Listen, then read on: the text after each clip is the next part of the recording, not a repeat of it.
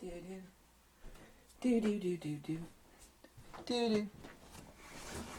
Greetings. Tell you what, it's too damn hot outside for the fireplace screensaver. Phew. Need something further up north. Sometimes it's important to do the simplex videos instead of the really complex stuff. And of course, anybody with a FUJIFILM X series camera is always throwing me the stink eye and flipping me the bird when I do GFX medium format videos. Wanted to talk about the three lenses I would take for traveling. There's one lens I've got two copies of it. And I love the XT30, by the way. Three lenses that I think are the best three travel lenses. I mean, everybody's like, well, why didn't you choose? Because this is what's going to be in the comment section below. Why didn't you choose so and so?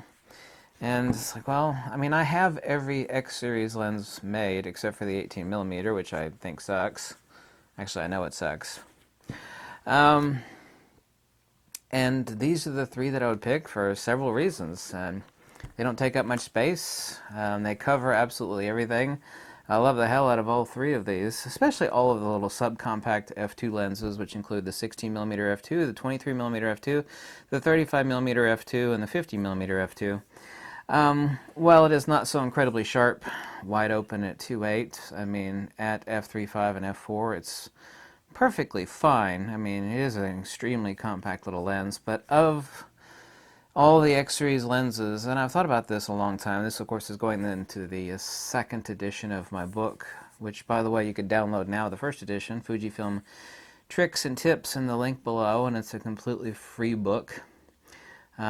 These are the three that I choose, and I thought long and hard about this because I don't want to be up for any contention and someone saying, well, you know, I would take so-and-so. Well, whatever you choose, it's fine, but anyway, these are the three, without any further hesitation, which I've already flapped my lips enough already. Obviously this one, the 16mm f2.8. And if we're talking about travel, we talk about, like, my idea of lightweight travel, of course, is a laptop briefcase and a large backpack with 2 or 3 changes of clothes, single camera, couple batteries and a spare, and 2 or 3 lenses, depending on the size of the lenses, of course, but in no particular order of these three. The 16mm 2.8, definitely. It takes up no room. It's perfect to stick on any X-series camera and stow underneath a lightweight jacket, for example, in colder climates. My favorite zoom Fujifilm lens, telephoto zoom, is this one, the 55-200. Absolutely incredible. Incredibly sharp. I absolutely love the hell out of this lens. Everybody that's bought this lens off my recommendation has been incredibly happy. So definitely the 55-200mm. I mean, is there a better choice? What about the 100-400? Well, that's a really large lens, and that isn't going to fit into a large backpack. So I'm talking about moderate to lightweight travel. You know, and maybe if you're super rich and you can hire someone to haul around giant luggage cases, you'd maybe bring something different. But talking about realistic, normal human earthling sort of travel, the 55-200. Actually, my favorite zoom lens of all the Fujifilm zoom lenses, not because its rendering is absolutely magical above anything else. It's not, but it's an incredibly fine lens. And it's always sitting on my XT30. And this is the 18-135mm lens, and fully extended, and there we go.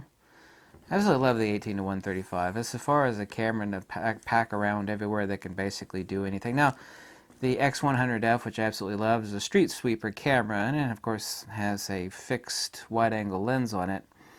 And wonderful camera with a leaf shutter, but I mean, obviously you can't reach out and touch stuff with it, and you know, its use is limited for anything other than street. That's not necessarily so, but it's generally accurate. But this is definitely my favorite. Now, I've done this several times in flying down to my house in Florida on a few trips. I've only taken a couple lenses, and the last trip was the 16-2.8, and definitely the 18-135, and it was on my XT3 camera.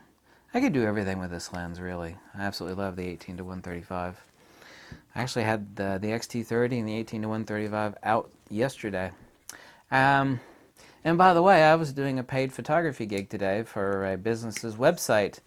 For everybody that thinks I don't actually do photography for an income, and I don't mean YouTube, excuse me while I clear my throat before I answer this question, those people, and if it's you, are wrong, because I do. So that's it. Those are my top 3 picks for travel lenses for the Fujifilm X mount. Thank you so much for watching. Let me know if you have any questions. Send me an email, because I get tons of emails. Sometimes, especially lately, there have been way too many emails.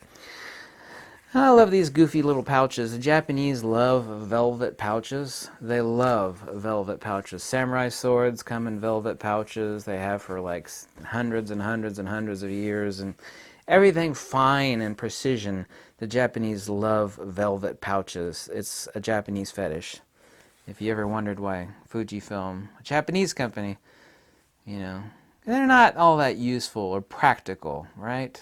They are slightly practical, but that's the reason why these lenses come in these little goofy velvet pouches. Lint. There we go. Thank you so much for watching. I hope you have a wonderful day. And, man, am I tired. And wait for it. Wait for it. Fujifilm. Bye.